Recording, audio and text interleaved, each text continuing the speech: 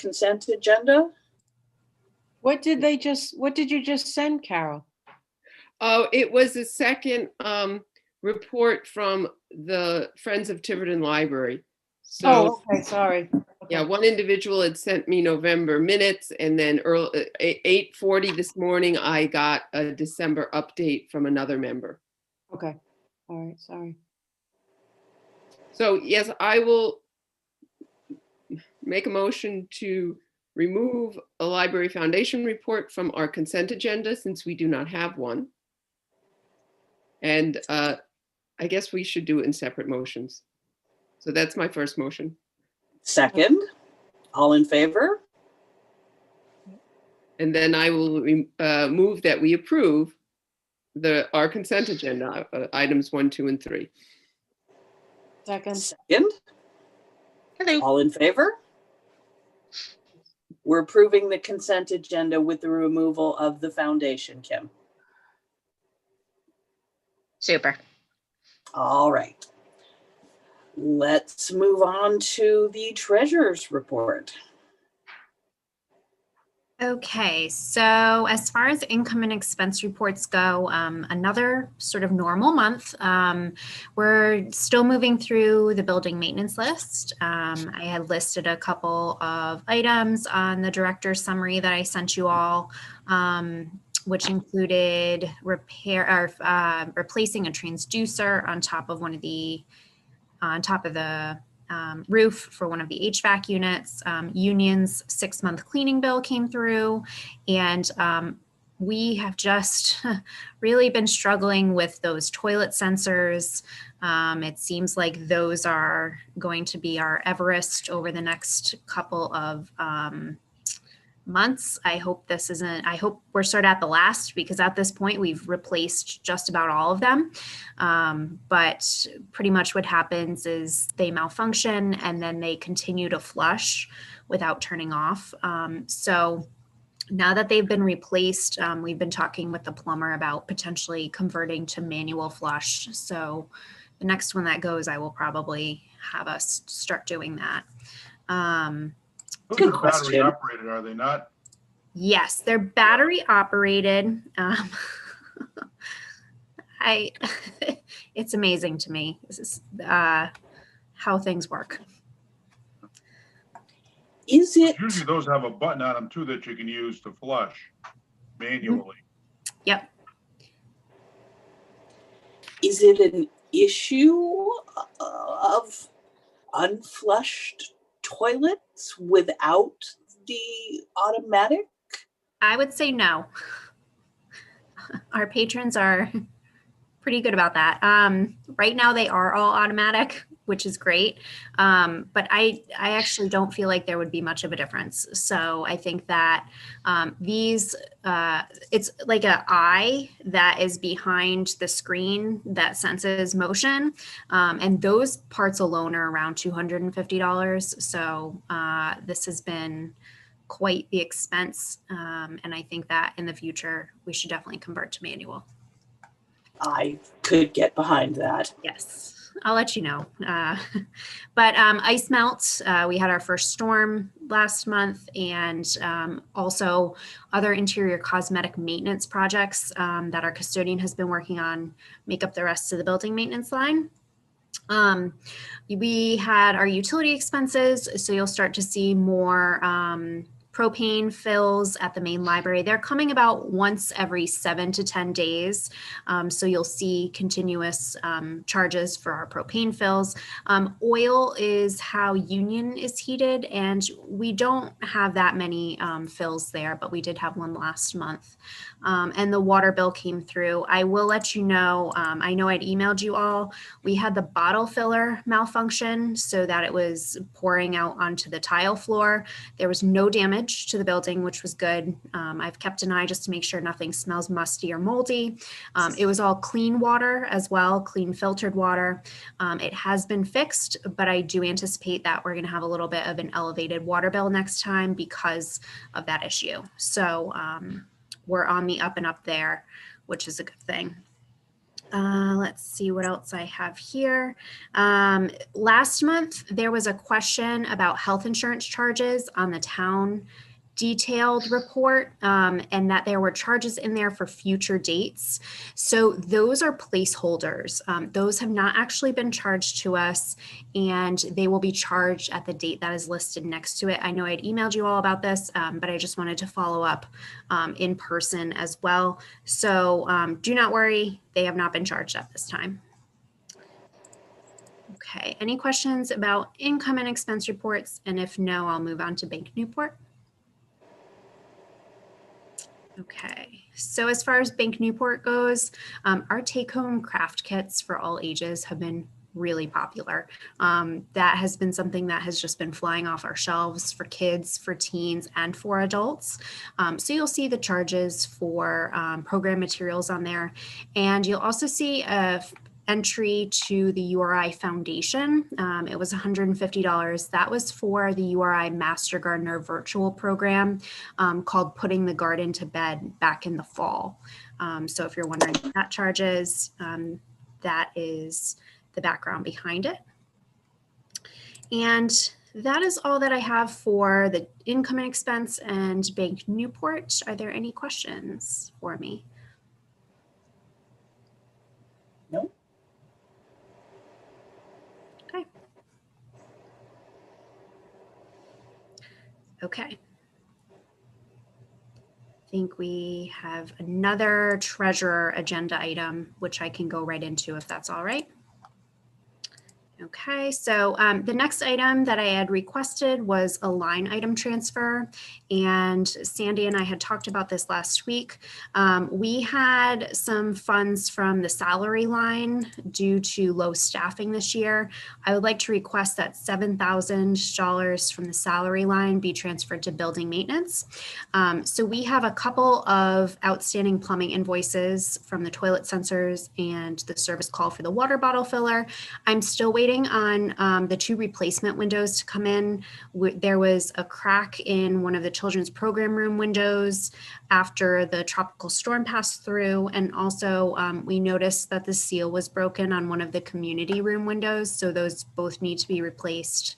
I spoke with our electrician today, and we're sort of dealing with a malfunctioning light sensor here in the library that was buzzing a very high-pitched buzz. The manufacturer wanted an inordinate amount of money to come down and look at the system, but we said absolutely not.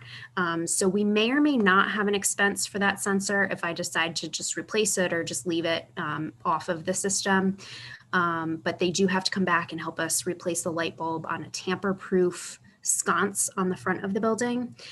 So that will be an electrician charge that'll come through. We had an actuator replaced on an HVAC unit, and so that is still outstanding. We should be invoiced for that soon. So all of those things are totaling just under $3,500, and I'm hoping that the other $3,500 of that $7,000 could be used for the replacement control system for our HVAC system. I know we had talked about this a couple times over the past few months, that the computer that runs the HVAC system is just getting towards the end of its life. There's no more updates for that software. So we would be replacing that control system. And I think 3,500 would be a general ballpark area number for that. So that's the background behind it. And I did speak with the treasurer and he did approve. I have a question. The control system, that is still contributing to the electrical usage, correct? I'm not 100% sure, but I have a suspicion it may be. 'Cause I know when I've signed off on the electric bills, I noticed they've come down, but they're still higher than what they've been historically. Yes, I've noticed that too. And that's why I think it's a good idea to replace the system just because it's getting towards the end of its life and there are no more updates left for it. I know when I log into it, it says there are some sort of security things that are happening there. So we want to make sure that we're all good there. But I'm really hoping that's part of it, and that we can, once it's replaced, we'll see those come down even farther. I did talk with the energy auditor also about a more aggressive approach to how our HVAC temperature zones are controlled.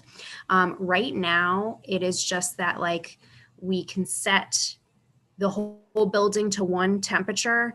And then if we need to, we can turn the dials to turn it up a little bit or turn it down a little bit.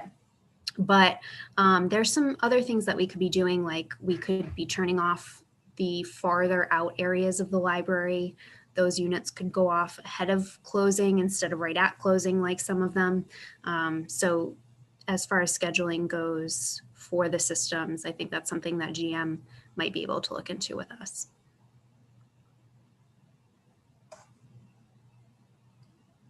Any questions? Then I move that we approve this $7,000 line item transfer. So moved. Is there a second? I second All it. in favor? Very good. Thank you. Moving on to committee reports. The Budget Committee. We So put it- I had, yeah. oops, sorry. With Catherine's, we put it under budget. She asked me to put it under budget, but she's going to be doing the reporting. Yep, so just an update. I believe there's a joint town council and budget committee meeting this Thursday on Zoom. So I'll be watching that, but I haven't seen the town administrator's draft budget yet. I'm not sure if it's something that's out yet. I would think it would be something that we would have when it's out. But I haven't even seen it on a town council agenda yet. So I don't think I think it's still in draft format. I haven't been able to meet with him. I've requested a few times and we've spoken about different other things other than budget. But I will continue to keep asking for that meeting because I think our budget is a bit nuanced, and especially with how strange this fiscal year has been as compared to previous normal fiscal years. That's something that I would definitely keep at asking. I think you had mentioned something about there being a joint meeting of the town council and the budget committee. Doesn't the budget or the preliminary budget have to be ready for that? I mean, from the town administrator standpoint? That's a good question. I had always thought it had been. I thought we usually Thought so too. Yeah, I usually thought we had a draft around the end of December. So I will definitely call over tomorrow and Well, see what the story is. I think they had some problems getting the information from the state, which backed everything up. But I remember the first meeting the town council would have with both the budget and the school committee, and it lasted about 15 minutes. It was just like, hello, how are you? Here's we're going to work on a budget. We're going to work hard. So I didn't know because I know they've already been working with the school committee. So I didn't know if this budget on this meeting on Thursday is the hello, how are you thing. Do you know that? So I am looking at the town council agenda for tonight, so their regular meeting, and Councilor DeMedeiros had placed under general business. It says preliminary budget 21-22 due January 15th to budget committee and joint budget workshop on January 14th. So it's sounding like there's something. It sounds like they're just getting it together. Yeah. Yeah. I'll look after. I'm just looking at the agenda on Clerk Base to see if there's. Yeah, I saw that too. Yeah. So that's the latest update that I have, and I'll send you any updates via email after Thursday's meeting. Okay. Shall we move on to the director's report? Sure. So monthly statistics. So our circulation statistics, I am very happy with. Considering that a lot of folks have opted for e-zone, our physical circulation statistics are still holding steady with what we've seen over the past couple of months. And we did see another increase in December from our e-zone checkouts. Our door count was slightly lower in December, and I will point out that our outdoor pickups were increased, and I think that's going to be due to the governor's pause, which went on in December. So actually, that's a good thing that folks were, opting for one of our outdoor pickup options. Our drive-through is back open, and if they want like a really quick, just come right through, us stick out the window kind of thing, our patrons can call us ahead of time and we'll pack it up for them, and they can just state their name at the window and off they go. I will move on to COVID operations update, if that's all right with everyone. Okay, so no changes or updates to services at this time. Our staff are still continuing to do virtual programs. We do have one outdoor program at the end of this month. It is a story walk outside that our children's librarian has put together. So that will happen as long as weather is all right, which, knock on wood, it seems like we've had a pretty mild January so far. So I have high hopes that we're going to be able to do that towards the end of the month. And we have been hard at work thinking about summer reading as well. Believe it or not, I almost feel like summer reading planning starts as soon as summer ends. So I think our librarians are going to plan the program based on how things are going now, so that they can get their programs together and not sort of be waiting until like May or June to see how the summer shakes out, because I do think that these stipulations and guidelines are going to be here for a little bit longer. So they're planning on that. And last but not least, just a kind reminder to our patrons who may be unwilling or unable to wear a mask that we have various outdoor pickup options, and we do have accommodations for them. They just should contact my office prior to visiting the library and we can discuss that. Excellent.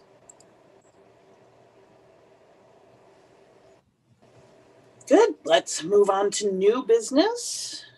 Discussion, possible vote on your attendance at a virtual conference. Yes, me again. So I was happy to see that ALA, they canceled the in-person meeting, but they've opted for another virtual meeting, and I attended the one last summer. This is normally a meeting that I go to in person. If you remember, it was in Philadelphia last year. So I had looked at sort of the slate of programs that I saw, and there were a lot that were very relevant to current events happening and how libraries are working through those, whether it be COVID, social justice, any sort of hot topic that's happening right now that's relevant to libraries. So I would actually like to request that the registration fee of $130 be covered through our staff development line. Currently, we still have $650 remaining in that line. We haven't been traveling for meetings, and that's mostly where those mileage funds come from. So we're in a good spot with that line, and I think it will help me see some of the things that other libraries are doing. And of course, I'll give you a report next meeting if you do approve. I'm happy to make the motion to approve payment of Karen's registration fee for the ALA Midwinter virtual meeting at a cost of $130. Second. All in favor? Excellent. Thank you. And discussion and possible vote of staff appreciation ideas. Kim? This is very loosey-goosey, and so I apologize in advance for that. I was thinking about how we weren't able to have our yearly up with the board and all the employees at the library, and I was hoping that maybe we could brainstorm some ideas as to how we can do something just to show our appreciation, especially, after everything that, Catherine and the team have gone through this year with, I can't even, it's amazing how the library has been able to still function. I know some people were saying, what are they doing? Just twiddling their thumbs there, when actually you guys were busier than you probably were when you're typically open. Yes. So I don't know how stuff like that works. Normally it'd be like, hey, let's just talk for a few minutes about it. But I know that, open meeting law, so we have to talk about it publicly, but I really would like to think of something that the board could do just to show appreciation. I know that the Friends did a lunch in December, Catherine, Yes. in their minutes that they had sent over.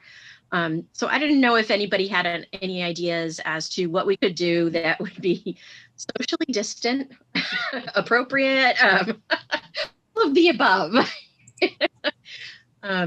I don't even know how, it would work. Like, would we all pitch in for something like that? Or, I'm assuming that we cannot use library funds to do something like that. So I don't know if anybody has thoughts. I have a question. Have we done anything like this in the past, or is this something new we're trying?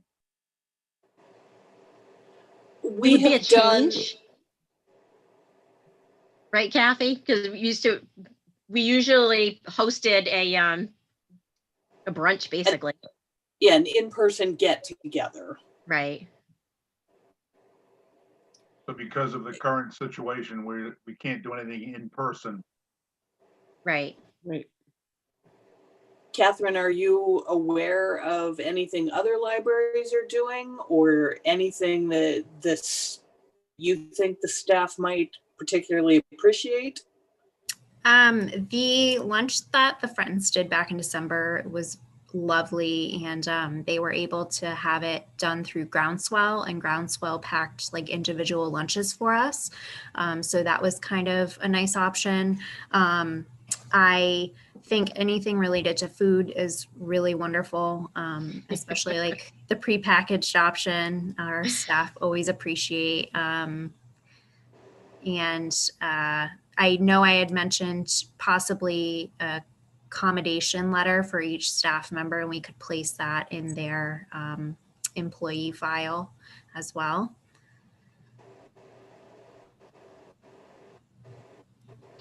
Kim, did you have anything that spoke to you, or just wanted to bring up the idea? I wanted to bring up the idea mainly. I had a couple of ideas of things that we might want to do, but like, I don't know the rules of what is appropriate and what's not to suggest, or to even, that would be appropriate because of open meeting laws and that sort of thing. So I'm not sure. I don't know if I could email and say, okay, well, why don't we put something together for a lunch, and how we're going to do that? Am I going to have to email each person individually to do something like that? It's just, I don't want to do the wrong thing, but I want to show our employees appreciation. We buy them each a book that's on their wish list. I don't know. I haven't the foggiest idea. So I don't know if anybody else has ideas. It just becomes so much more difficult when we're in COVID, because when we did the brunch, it was like everybody brought some home baked goods or some items. We can't do that. So then we have to purchase everything. So now we need a budget. Right. How do we decide what our budget is? Like for a brunch, you really don't need a budget. Right. People raise their hands and I'll bring this and you bring that, and we're all set. But I'm thinking whether it's a Valentine's Day, item to show your appreciation. Everything's got to be purchased, so we need a budget. How do we raise money now? Now we start seeming like an organization with a sunshine fund, and yeah, exactly. Do you see why I didn't know what to say about this? Right. Because Carol, just in terms of what the rules are about us discussing it, could Kim and I, since would not be a quorum, could Kim and I have a conversation offline and make decision on behalf of the rest of the trustees? if you're acting as individuals, I guess, and not as a board. Okay, so if the two of us had a conversation, we could come back at the next meeting and present an item. Yeah, that I think that would be fine. What do you, Chris? You got, Okay. you know, like two members can always discuss, and then actually either one of you can put your name on the agenda item. And Okay. then you're saying, and then have a concrete idea, Yes. Right. a specific, right? Yeah, Yeah, I'm willing to work on that. the other thing Okay. you might want to do is you could ask somebody in town, because it's true about the money. You know, you don't want to be off the scales with what they do in other departments, and other departments might also have an idea, and you can always ask those people, because if you ask information, that is not violation of open meetings. Okay. And so if you put it as you want clarification, you want information, that might help you guys to know, or even if you just ask the town administrator, or, you know, but that would be a way that you could just say, look, we're just looking for some ideas. What do the other town departments do? And that might give you some ideas. And if, you know, I think that's it. Make sure you mention, you just want information. That's or a great idea. Clarification. Yeah. I All mean, right. those are the two key words, so that you're not making decisions. You're just gathering information so you can bring it back to the board. But I think that's a great idea. Thank you, Chris. I do think the idea about putting a letter of commendation is in their files. I think that's very nice. I would, again, though, I would check with other, you know, either Chris Cotter or the lawyer, and just see, or even Denise or Joan Chabot, the town, anybody of those people, because they're official and they can give you information. Okay. And I don't think that is. I think that's legitimate, and if it's not, they'll tell you right away. They'll Okay. say, no, they will. They say, no, we can't do that, or you can do this, or you can make, you know, and that's the kind of thing that you need. You know, if there are parameters, you know, Mhm. that's, yeah. That's the way I would go. Just Fantastic. the information. Thank you. I will do that then. Okay. Okay. So Kim, I know you have a lot of time constraints. If you want to call me when you have a few minutes to talk, and we can talk some more. That sounds good. Thank you. All right. Any other things we'd like to discuss? Could I ask a question? I know it's not on the agenda. The employee training, has that been affected by the fact that a lot of the work is not in person, it's virtual? Yes. So typically some of the training, I would say it's 50-50. So half of the training that they do are already going to be Zoom meetings with Ocean State Libraries or OLIS, the state office. So those have still been going on. The other half are things like we've had a CPR class, a Narcan administration class. We've talked about various other public safety type classes that we could have done. So those in-person ones have not been happening. Thank you. You're welcome.